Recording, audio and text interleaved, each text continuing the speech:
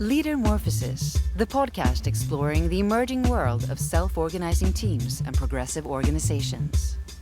So, welcome. Thank you so much, both of you, for coming on the Leadermorphosis podcast.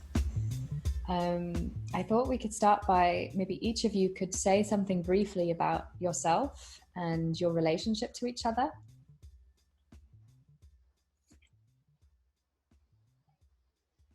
Robyn. Tjanara's pointing to you. Are you going first? Whatever you prefer. So hello, my name's Robyn Katz, and I have had the fortune in my work and life to be introduced to people through association time and time again, and it was about two and a half years ago when a colleague and friend of mine from Canberra, where Tjanara lives, I live in Sydney, called up and he said, listen, I think that I need to introduce you to a Canberra woman, Tjanara Goreng. I think you guys should tell each other your stories. There might be something wanting to emerge. And Mark himself is a deep practitioner in a lot of modalities around really sensing, and so I trust his intuition. And I was very curious, and I was also really flattered that he spoke about Tjanara and me as equals, that we should come together and tell each other our stories. So I suppose what's relevant about me that led to that introduction is for a long time I've been self-creating in my own work life, and for 20 years now my work has been in the field of personal and professional development. First of all, very much at the beginning of the time when coaching was becoming a thing. In fact, at that time, most people assumed coaching was going to be a fad. And I was not as sure about that. And I was like, I think it might become a trend rather than a fad. But irrespective of that, I was drawn to coaching because of my own spiritual questing through my whole life, not only because of grief early in my life, but I think very much around that of my own life experience. So I was a teenager when my mum passed, so that's a big part of what I carry with me in the world. And so in my late 20s, early 30s, I was working as a coach, and then that led to me working in a wider field with human resources leaders, always around the aspiration to make a difference to people and to serve the people who are the stewards, or on paper certainly, of the humanity in business. But over the next 15 years, I saw, especially when the GFC happened, a lot of lost opportunities to put people before profit. And I became quite heartbroken around the way the world appears to me to be fast moving, where the imperative of financial growth far exceeds the imperative of being stewards of our planet and being collaborative and narrowing divides among people. So I had quite a big turn in my career about 6 years ago in my own interests, and I started to work with Margaret Wheatley as a student of hers in her work around being warriors for the human spirit. And Meg's work really, which is still an ongoing community of practice for me. Those practices led me to further exploration, and I become active in passion projects and areas like gender and also Indigenous wisdom. And so it was my interest in those things. Women's business is a term Tjanara can talk more into from an Aboriginal perspective, but from a white woman's perspective, the femininity that our world is really needing to balance the masculine ways that we've set things up is close to my heart. And so that's part of what I'm busy with now as well. Thanks for asking. Over to you, Tjanara. So I like to call myself Dr. Tjanara. I'm from Waka Waka Woolly Woolly clans of Central Queensland in Australia, and therefore a First Nations woman, but that's, I guess, not all I am. I'm a mother and a grandmother. I've spent quite a good deal of my life in Australia and other parts of the world. I guess as I grew older, I started to incorporate Indigenous cultural knowledge systems into all the work that I did. So I really started off my life doing the normal thing that most Indigenous people do in a dominant culture. We come into it and we find a career. We have a life where we do what everybody else does. You know, we get married, we have children, we have a mortgage, and we aspire to certain things. I was always somebody that was very curious about the world, particular spirituality and history and the impacts on people. I was very interested in learning about the dominant culture so that I could understand it. So that led me to lots of travel and lots of other things. In terms of my work, I started off like everybody else in a profession and then ended up in government because I moved to Canberra. I married a photographic journalist and was very interested in politics and activism and got quite involved in that here in Canberra. And I also got involved in academia. So my first management role at the age of 31 was in a university, and I'd never really managed anybody or anything. I mean, I'd done things, you know, you do jobs and you do work and you do projects, but I hadn't managed strategy or plans or a unit of people or a job where I had to do a whole lot of things, budgeting and looking after humans and performance management. You know, and I went there asking all the people that I knew, how do you do a strategic plan? And the thing that I did the most of, which really helped me, was I got up early in the morning and I meditated, because I'd been doing that for some years already.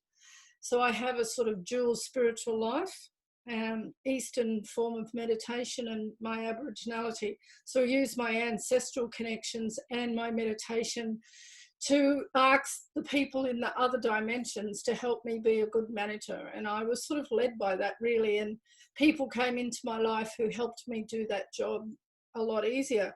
One of the people I knew back then is now he established the Oxford Leadership Academy many years ago, and he was then a consultant in leadership in Australia, and I had no idea what people did for that. But I didn't know how to do a strategic plan, and I had to write a triennium strategic plan for Aboriginal education strategy for this university. And so I asked him, how do you write a strategic plan? And gradually my journey to leadership began, and I discovered that I kind of had a little knack for it on the human side. Every Friday I would take the day off and put a dreaming sign on my door. And I would invite anybody to come and sit inside in silence, and we would dream about what we were doing. That was my way of developing a strategic plan and leading. Let's go and dream in my office and we'll come up with these great ideas, which is exactly what happened. Anyway, one of the things I learned from Brian was self-managing leadership, which is based in the ancient form of meditation that we both practiced at the time. And it's about managing the self from a spiritual place. So, for example, if you're in the middle of a cyclone, where's the safest place? The middle of the storm is the safest place. That's the calmest place in the cyclone's centre. And I'd heard my husband talk about that because he was a sailor. And he would always say, you know, if there was a cyclone, the place he would go is the center of the storm, because that's where the calm is. So I knew how to be calm in chaotic situations because I used meditation in that way. And also, when you brought up an Aboriginal person in a dominant culture that's extremely racist, violent, oppressive, you're living in apartheid, you learn that there's chaos all around you, and the only way to be clever with chaos is to watch it, observe it, and be still in it. And we learn that in the bush. When there's a fire, when there's a flood, you have to be still and not panic. You have to know how to manage. If there's a snake in front of you, you have to know how to manage yourself. So I got very good at that, and I learned about self-managing leadership, and I ran around the world doing stuff about that. And I guess my personal journey of transformation, which was really what brought me to this work, because I did my career as a job, and as I got higher and higher, I had to manage more people and more things. But what enabled me to do that was transforming myself. So, for example, I gave up drugs and alcohol when I was 30. I stopped smoking. I decided to transform the things I didn't like about myself. You know, recently I've decided to not be greedy. Back then I decided I wouldn't be so lustful, or what's the word, promiscuous, I don't know. You know, like I decided to change behaviour that I didn't like about myself. So as I got older, I suppose I got a bit wiser. And some of the wise things that my mother said, or other Aboriginal people said to me, came to me, and that helped me. And I got adopted culturally by a group of Aboriginal traditional owners from Uluru, because my grandparents had passed away. And they became the people that were really my spiritual mentors. And I would always think, what would they do in a situation like this? Or I would ask their advice directly. So when I came to do my PhD, I had to do it because by then I was an academic. And I had to have a PhD like everybody else in order to teach. And my passion was teaching. And so I thought, okay, I'm going to have to endure this, and I'm going to have to do it. I didn't think I was capable of it. But when I finished, I thought, oh, that wasn't so hard. So it took 7 years, but really I started with this idea because I'd been working in transformational leadership for a little while in between an academic job. And I thought, okay, I'm going to go and write about this business stuff that's going on out on this traditional country, but I'm really interested in how the elders had the vision to create it and where that all came from. And then what ended up was, as I was doing their stories and writing the stories of their life and their development, how they managed white culture, how they kept to their value systems and their principles, living amongst this kind of violent people. One of them had been one of the first children stolen in this generation. One of them had never met any white people until she turned 16. And so it had a very good traditional life until that point. So they were a very interesting group of people. And I realised then that the story was really about their journey to sacred leadership on the basis of what Robert Kegan had been saying, because I was interested in Robert Kegan's ideas or models around egotistical leadership being at the bottom and sacred leadership being at the top, and that people like Martin Luther King and Nelson Mandela and Mother Teresa, people like that, they were ordinary human beings in situations where they made extraordinary decisions and they did extraordinary things, but they still remained human. You know, they didn't become these angels or saints. They were just people who were doing extraordinary things. And these elders I knew, they had done extraordinary things. They'd been the leaders of the movement in Australia for rights and so on.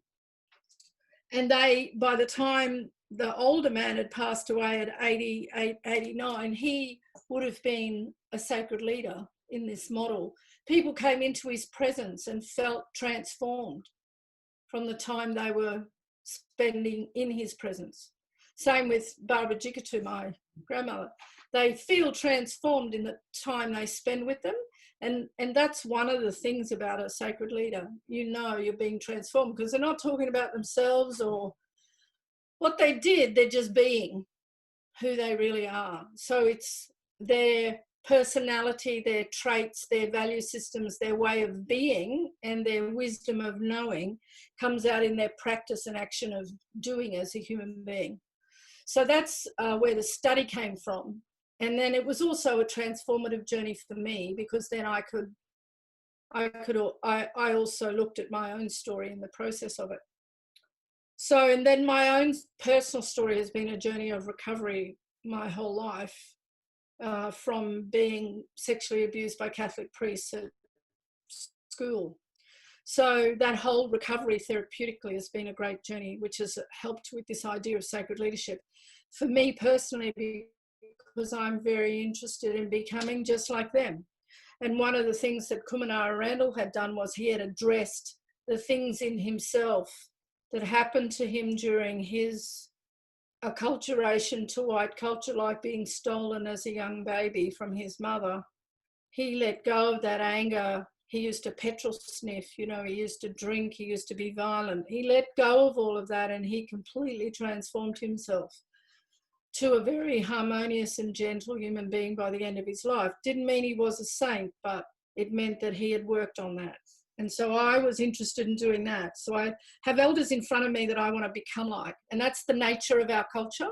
We look up to our older people, to our elders, and we want to become like them.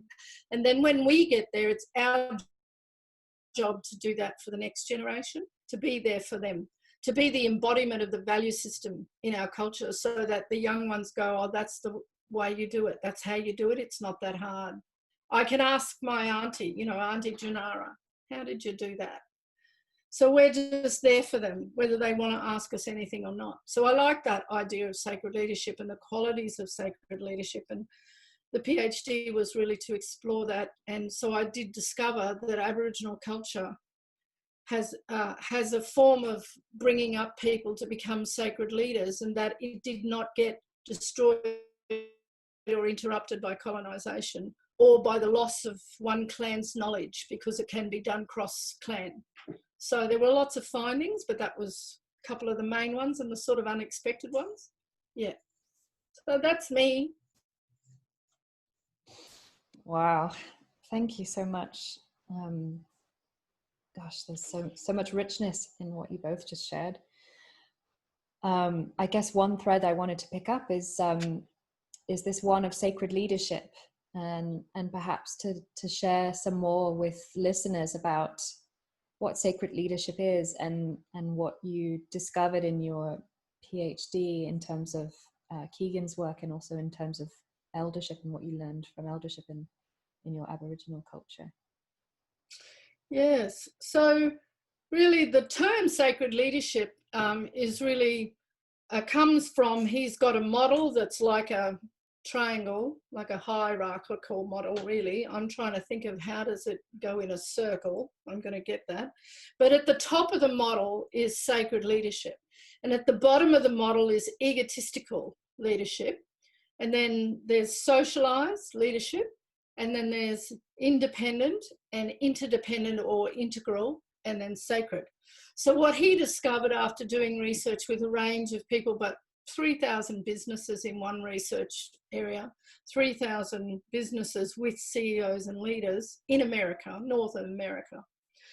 So he was a psychologist at Harvard, an educational psychologist, I guess just retired after 40 years last year.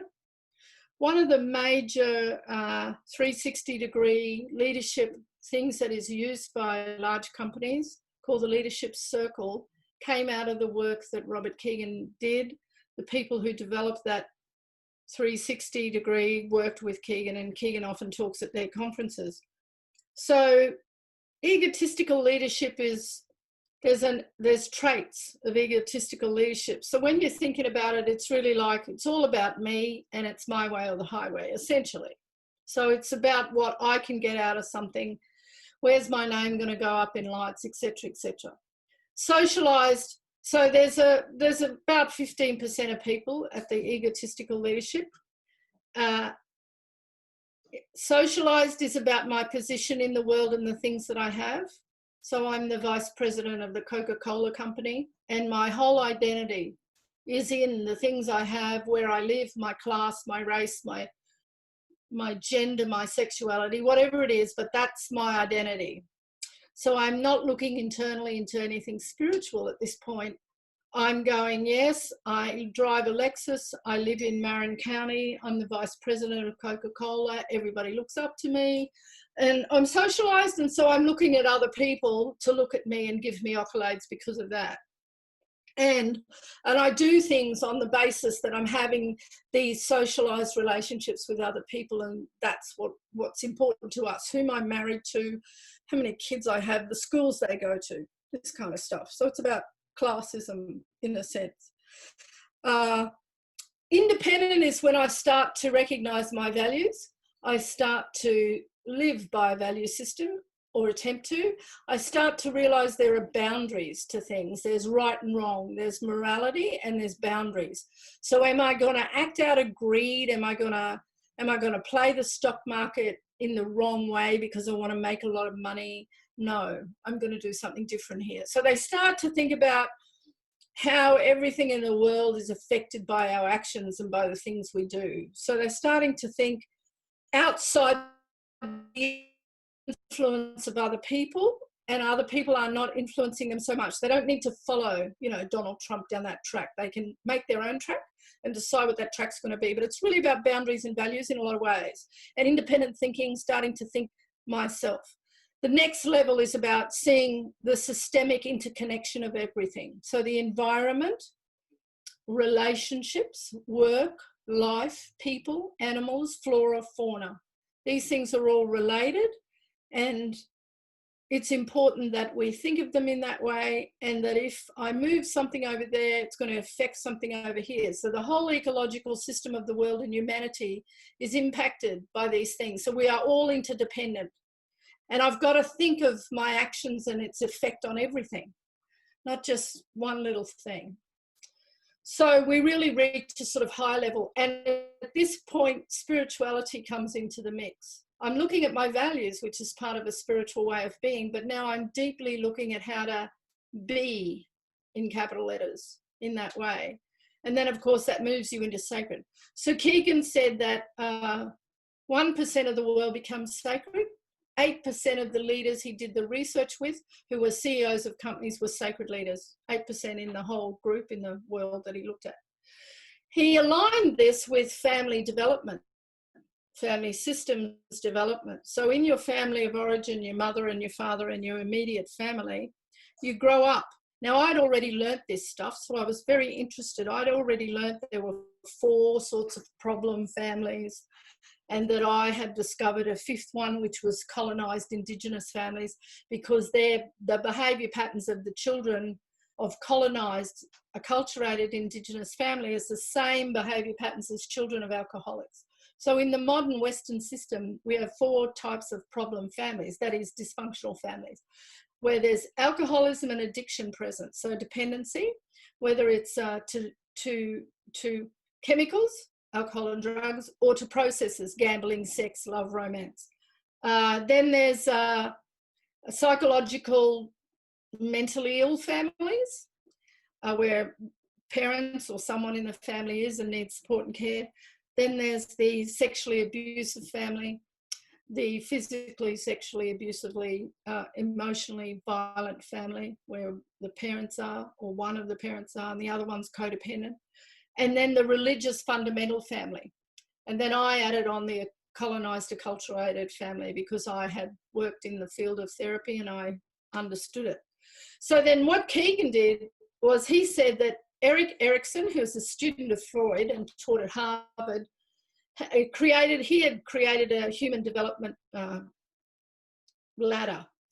And that model says that we all as human beings have to develop to certain levels and certain degrees. So a small child has to go through the age of autonomy from their parents around the age of 2. where everybody thinks of the terrible twos. What they're trying to do is get their own identity away from their mother and their father. So they're sort of setting their boundaries. Like even my little granddaughter now, no, you know, that's mine or whatever. So she's starting to set her boundaries. So we go through life and we have to follow this model of development through life. And it's a standard accepted psychological developmental process for human beings now. And really what that is emotional intelligence. It's EQ, emotional intelligence. In the work that we do in sacred leadership, I use that EQ, but also spiritual intelligence, SQ, cultural intelligence, CQ, so knowing your culture and yourself and it's part of your spiritual being as well as mental intelligence, the normal IQ. So Kegan aligns the human development mechanism with his sacred leadership model. So he says that at the egotistical level of leadership, you have an adult child, which is the language used in family therapy. You have an adult who is actually an emotional child inside. So they've never grown up. They've never grown beyond not getting their needs met. So egotistical leadership is about always that child getting its needs met because they didn't get them met in their family of origin. So being a psychologist, Robert Kegan has put these two together and said that you have to go beyond your arrested development. You have to recover from your arrested development in order to become a sacred leader. Well, this is how I interpreted it. He didn't actually say that, but this is how I interpreted it. Because when I looked at these leaders in my PhD, they had actually had a lot of trauma from very difficult things. You know, the first meeting with white people on their country, a violent occupation, violent removal and acculturation, nearly like genocide or death. And then I'd had a deeply traumatic experience. My colleague, who I also used as a story, had had a deeply traumatic experience at the edges of white culture. So we were in the sort of fifth group, but we'd had all the other things, psychological, mental, religious fundamentalism from white people expecting you to be a Christian, Catholicism, all this other stuff. So I could kind of go and put the two things together and go, I completely understand that. Now I'm going to look at my culture and decide, or look at and find out, did we create sacred leaders in the way in which our education system was established? I was already thinking about these things before I discovered Kegan and writing about them, but I wanted to see whether the ancient form of the way in which we brought up our people in our culture and the traditions of eldership were sacred leadership. So essentially that's what this is about. It's about the way I know things. It's the way I be in the world, in myself, so I know myself and I'm going to act that way. I have certain knowledge which I'm going to use, and then the way that I do things. In our culture, we say that those three things have to be in line with each other. They have to be consistent. I have to say and do and know and the same thing. So I'm not driving my car road raging while I'm telling everybody to be peaceful and calm and not be cruel to anybody. And yet I'm road raging in my car. Like it's just the opposite of what I'm preaching. So it's about walking your talk and being who you really are. But it's a deep knowing, you know, it's a spirit, it's on a very deep spiritual foundation. It's not just cultural and mental and emotional. It's like having a spiritual life that you practice, whether that's just yoga or sitting in meditation or going to church on Sunday. It's a practice that becomes a value system, that becomes a way in which I act in the world. So if I'm going to look at myself, say, for example, I do Raj Yoga. Raj Yoga teaches me to look at greed, lust, anger, attachment, and ego, and to try not to act out of any of those things. Aboriginal culture teaches me the same thing. It tells me to be living in harmony and having unconditional love for everything. It tells me that I've got to respect everybody and everything, but I can still have boundaries around the wrong behaviour, and I can disagree if I want to. So I have to know myself and have enough confidence about myself to be able to say to a group of people, my values are this, and no, the way you're acting is not okay. So, for example, if I was standing up to a policy of the government, I don't destroy their argument by destroying the person. I'm interested in the argument to come to some collaborative response that makes the world a better place. That's sacred leadership, because I'm thinking about everybody else besides just myself or my culture. So I'm not attacking people. Like in Australia, people attack the Prime Minister here because he's a Pentecostal Christian, and yet we have laws and we have a way of being or a value system that says everybody has a right to their own religion. So why are we making fun of a Prime Minister that goes to church on Sunday and sings to God? You know, we used to do that at Catholic school. People don't make fun of me because I go and sit under a gum tree and I want to play my sticks and talk to the ancestors. So it's like he has a right to his religion, I have a right to mine. And we can argue about policy and we can say what is best. Yeah, so that's it in a nutshell, and I talked for a long time, so I'll stop now. I'm wondering, Robyn, to bring you in as well again, what resonated for you in meeting Tjanara and hearing her share her work around sacred leadership and the threads of her PhD and her own stories. Where does all of this sit with you? And I guess also what the potential is that you see in the world for this.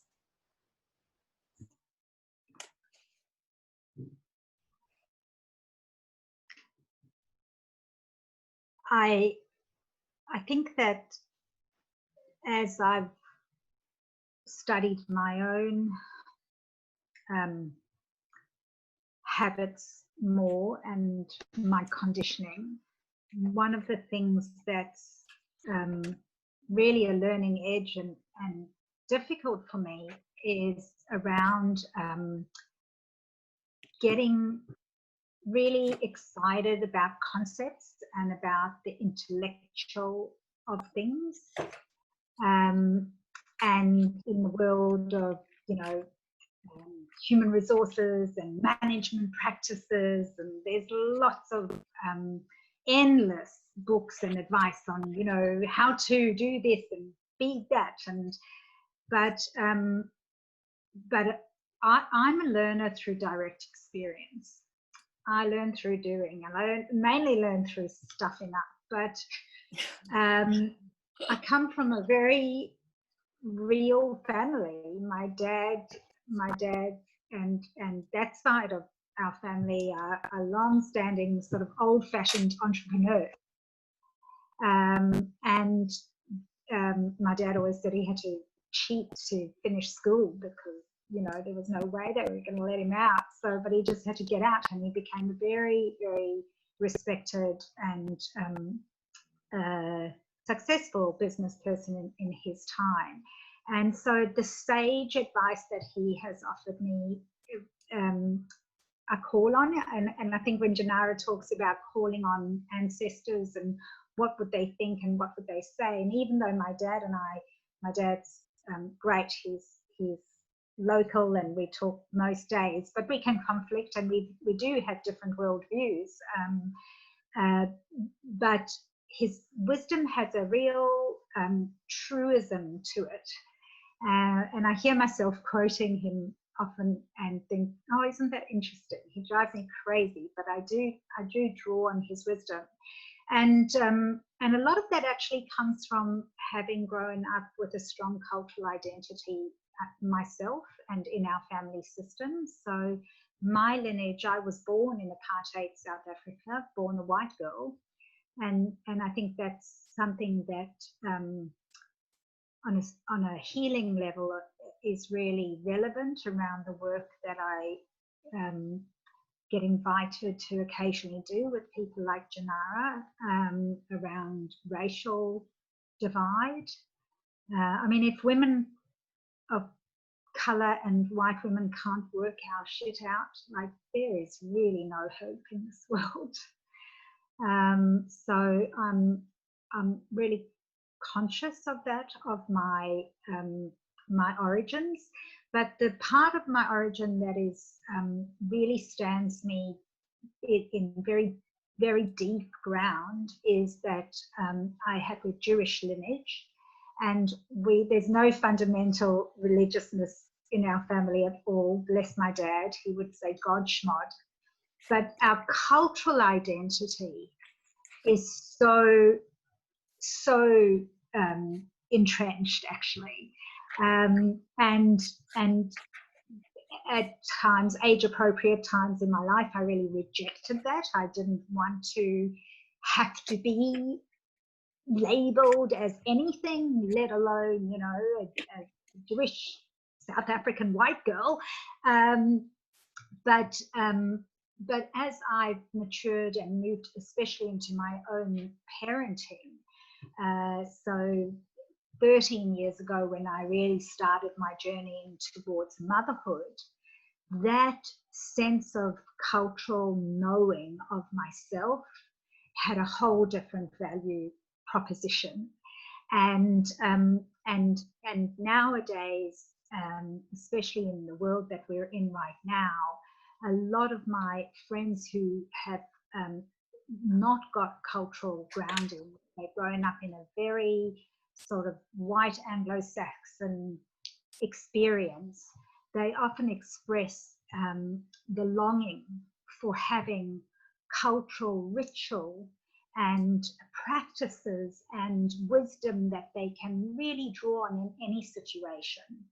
And for me, actually, with the grief of my mum when I was a teenager, while my view at the time was very much, well, if there is a God, he doesn't give a damn about me, I still followed the instruction manual of the Jewish wisdom system, the Jewish knowledge system about the stages of grief and the process. It's more the process of grief which helps you go through the stages, and that's a phenomenal system. And it takes 11 months to complete the burial, actually, that's saying goodbye to someone like a parent, and so close. And so it's that commonality that I enjoy with Tjanara, who comes from a deep lineage. And then, like Tjanara, I've become in my life very drawn to Eastern philosophies, and Buddhist practices are ones that I enjoy. My meditation is a simple daily meditation practice, but we're in this incredible pool of wisdom if we want to draw on it. So that's really where I think we find each other very much the same.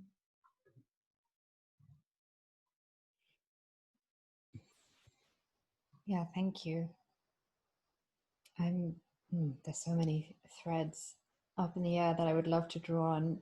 I suppose I'm thinking about what's very current right now, and I'm thinking about this metaphor that we explored earlier of the, being in the eye of the storm, and right now it feels like a storm is swirling all around us everywhere in the world. And it's kind of an interesting moment because everyone, if we ever were in any doubt that we're interconnected, everyone in the world right now is experiencing this same phenomenon, this COVID-19 virus, and responding in different ways.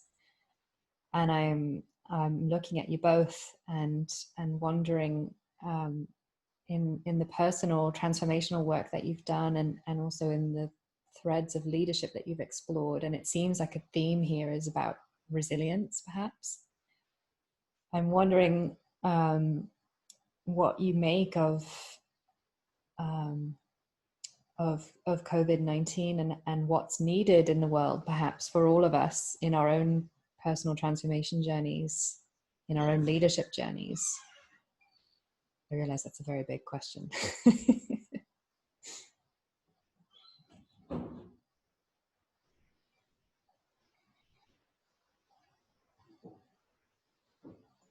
Tjanara, you have to go first, partly because I don't know what to say yet, but also because my 12-year-old daughter started practicing violin in the background. Oh, your daughter did? Oh, very good. So I decided a while back that I'm just going to not talk about COVID-19 or the virus, but I will say this. From what I understand about the two spiritual systems that I follow and the way in which the world is meant to transform itself, this is part of the process.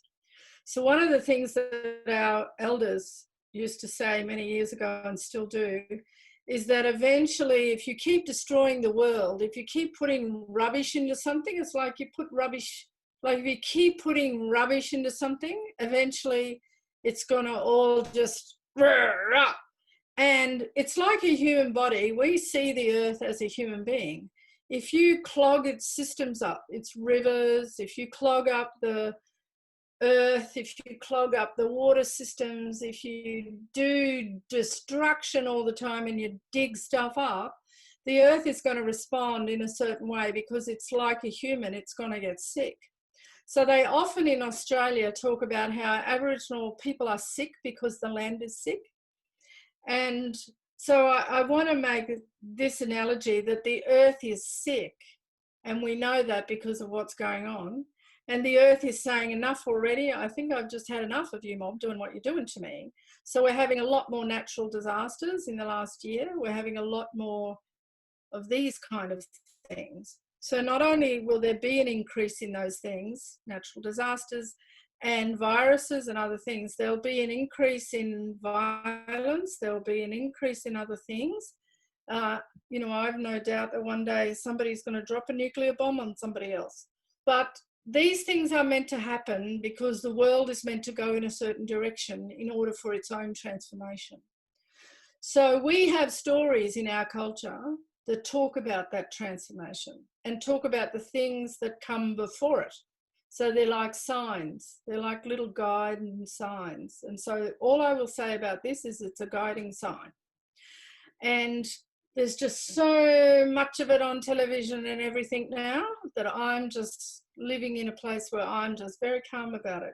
I'm doing what everybody tells us to do. And it's like, it will pass, and someone will discover a vaccine or something. It's not going to go on forever, but it's going to actually change people and things. And we will change. And the leadership at this point should be about the way in which we become more human, more compassionate, more empathic, more caring about the integration of all the systems and the impact we have on it.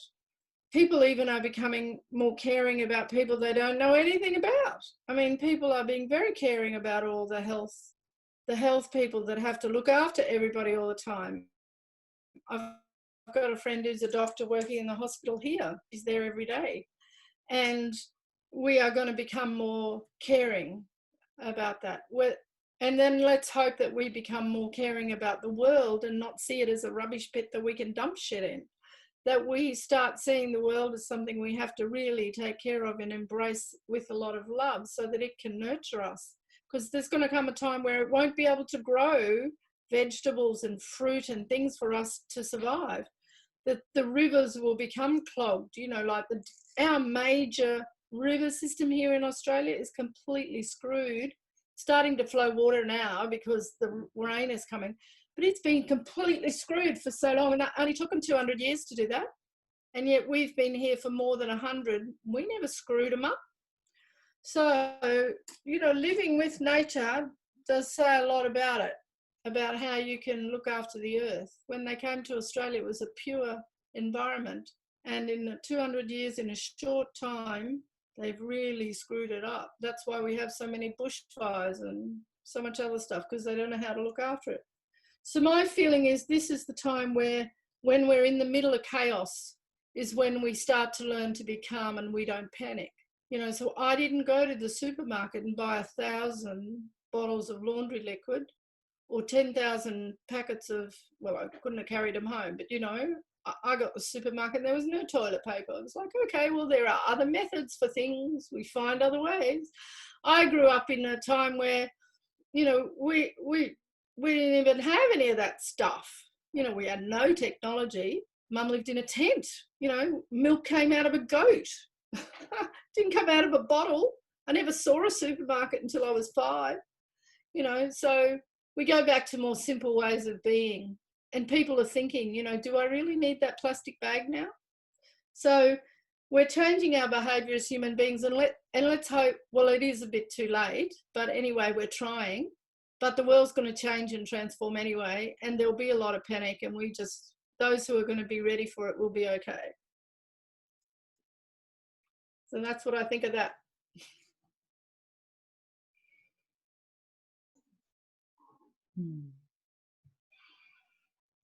I wondered and worried that you might bring this into now of our meeting up. Yeah, thanks, Tjanara. I really appreciate your big view, and that there's some optimism, some, you know, the gifts and the possibilities in that as well. My own sense of that is, and that may take more than my lifetime. So I hold it with a real sort of caution around getting too hopeful and optimistic about that this is going to overnight change our collective consciousness. And I think that this is a really, really enormous marker in the evolution that we're living in through and contributing to. So for me, one of the things that I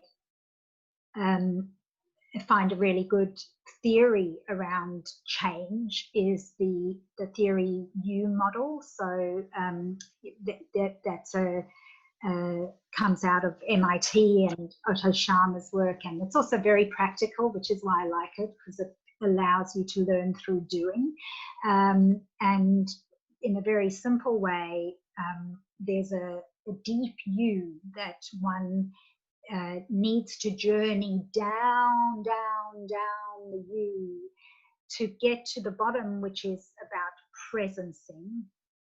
And that's really the eye of the storm, Tjanara. That's the stillness and having the dadiri and the patience to wait until the system gives you information on which to act. And then you start going up the U on the other side. But it is really waiting in that bottom of the U, and that's a deep change process, that's transformation. And what you see on the mirror of that, though, is mostly what we do. It's so uncomfortable to be in the bottom of the U that we want to go from the top of the U up and over and leapfrog to the other side of the top of the U, and that's like a reenacting.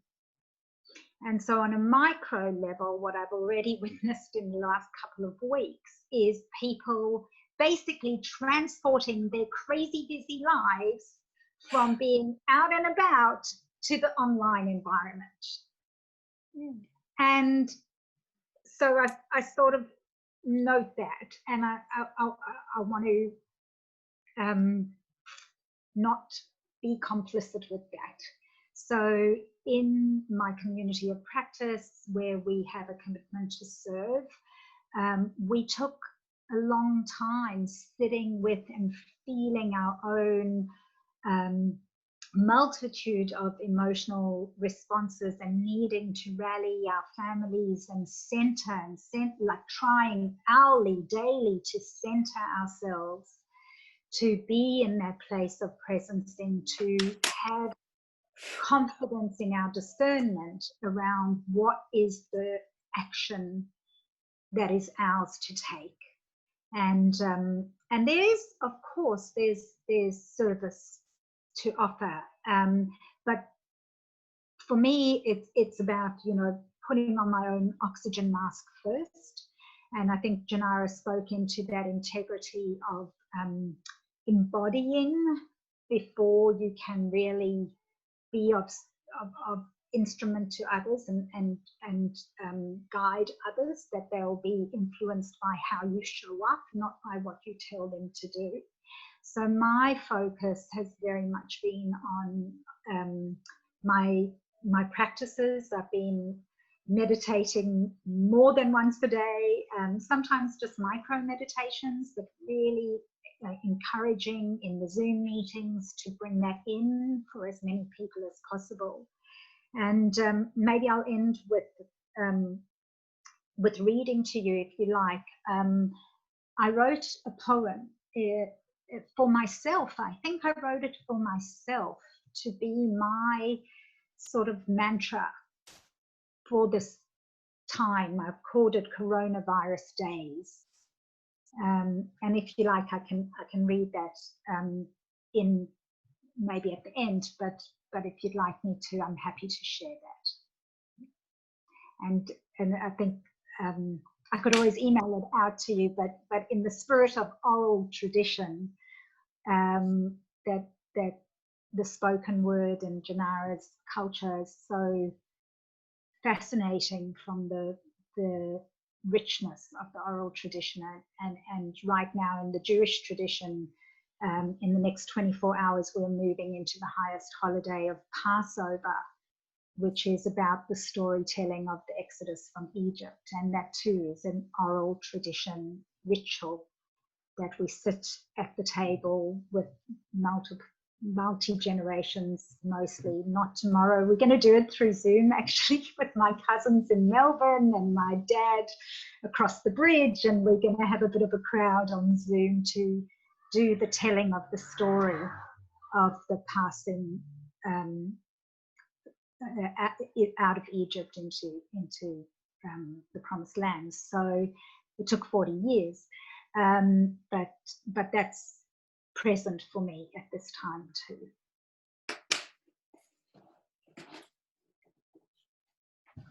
Yeah, thank you.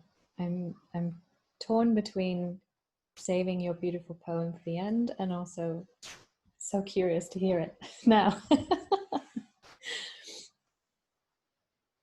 Maybe it would be a good thing to end on. I don't know. What do you think? Well, you can edit the recording, so that's true. You can place it wherever you like. If you'd like me to read it and there's conversation to be had beyond it, I'm happy to go for it. Yes, then in that case, please, I would love to hear it. Okay, so Coronavirus Days, and I wrote this on the 28th of March, 2020.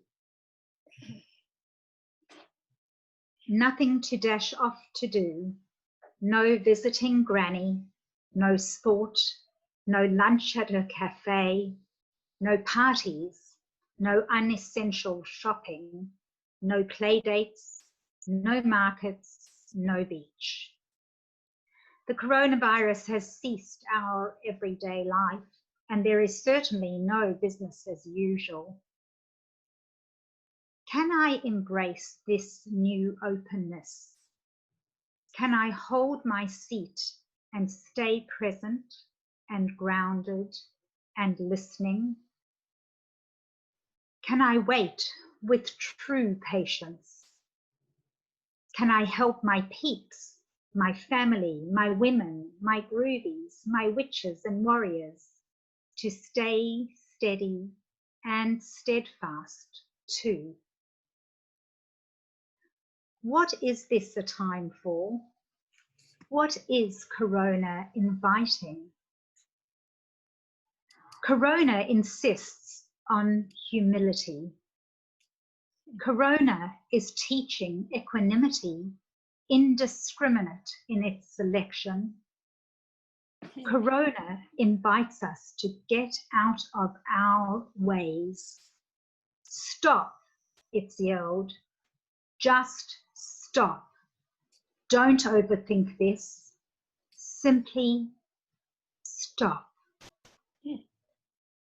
Feel the fear of death at your door. Feel the fear of uncertainty. Feel the fear of losing your money, status, and identity. Feel the grief.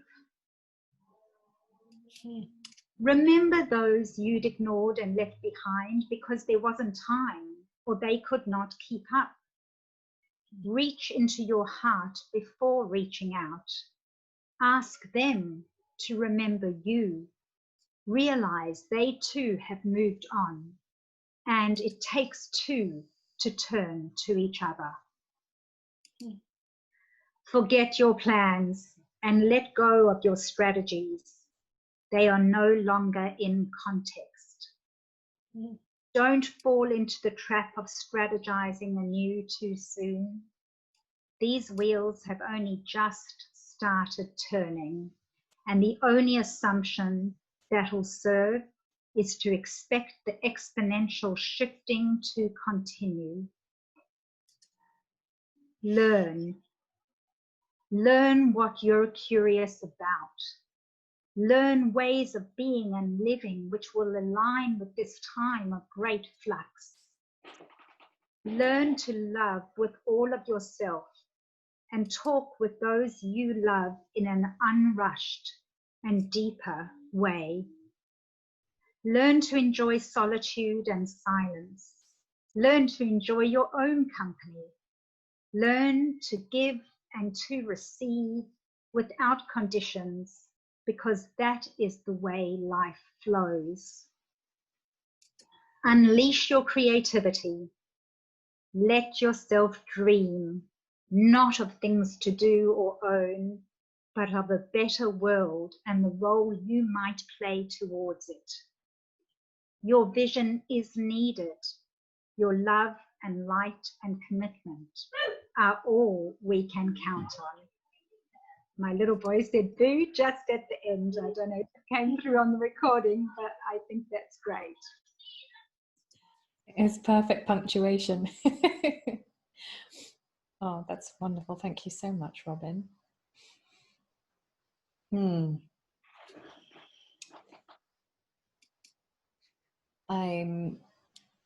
I'm reflecting on your poem and also what you were saying. Also what you were saying about theory U. I think that was a really useful, someone once defined theory U as like a meta model for change, which I liked. And I think I was drawing parallels in my mind.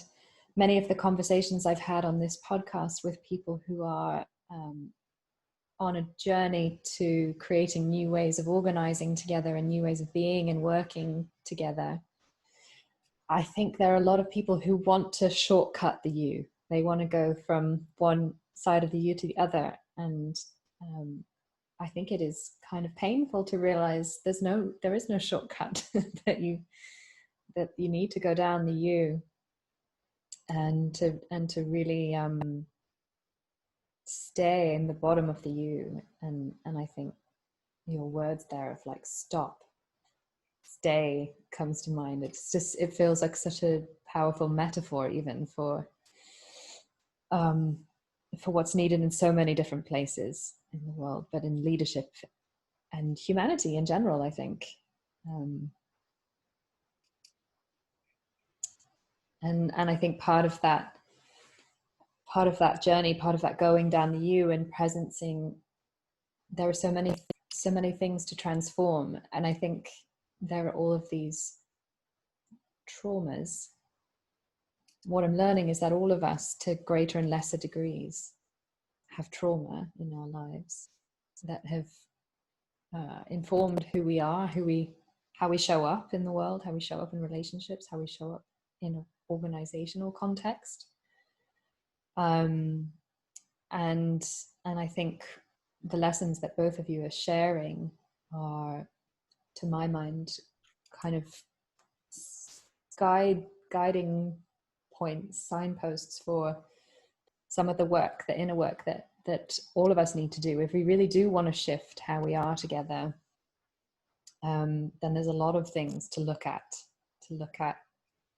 different power dynamics and oppression and our culture and just how we show up and how we have internalized trauma. And yeah, these are big lessons, lifelong learning, I think. And it's so curious to me too that I seem to encounter so many women doing this work or leading the way in this work. Margaret Wheatley being one of them, and she shared that noticing too when I spoke to her for the podcast.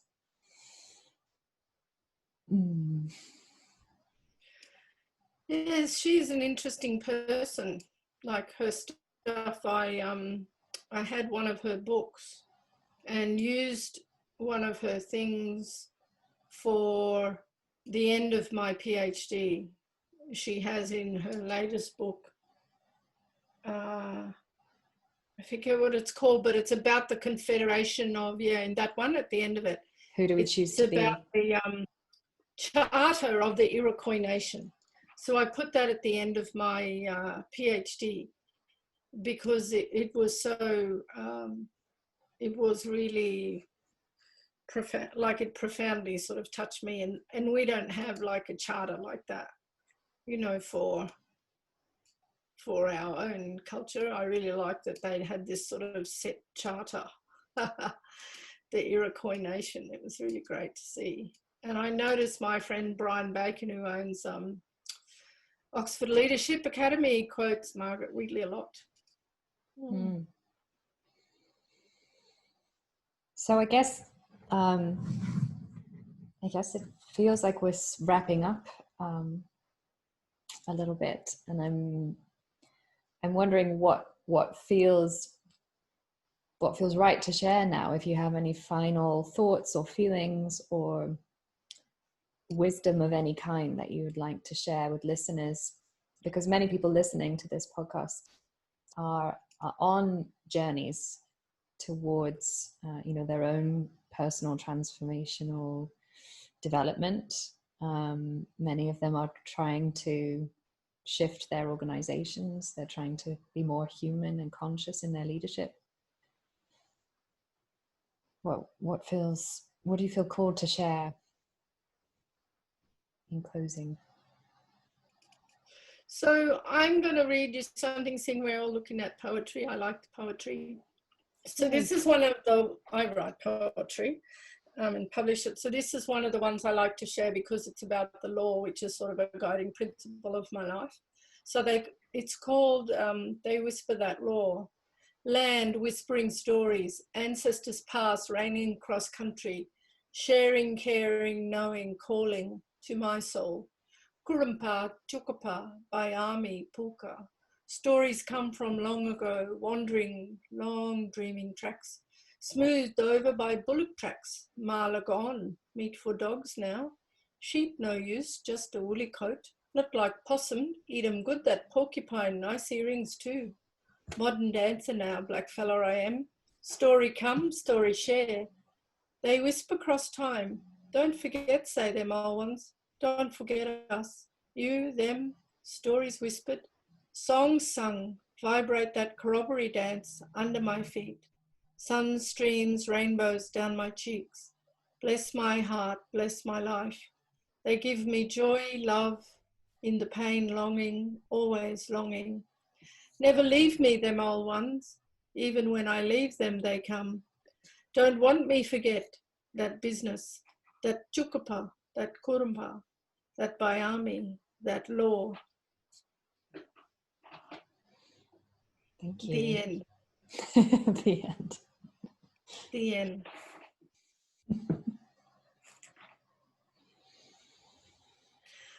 I think we should just open a poetry corner and like go around on Zoom and read poetry to each other. We do that now. We have a Asthma Writers group in Canberra, and we can't meet. We meet every month. We can't meet, so we do Zoom now.